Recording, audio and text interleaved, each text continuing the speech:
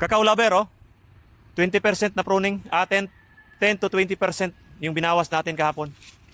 Yan, sa ilalim lang po yung mga sprout. Binawasan natin. Tingnan nyo po yung canopy. Ayan, oh. So, mapopullinate na po ito mga cacao lover, oh. Ayan, lumabas yung mga bulaklak ngayon. Ayan, oh. Pollinate na po siya, oh.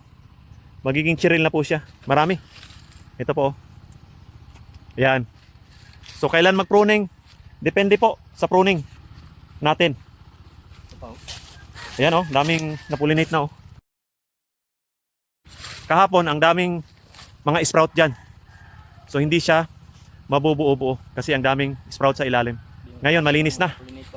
Basta wag lang tayo magbawas dun sa taas, yung mga tip niya.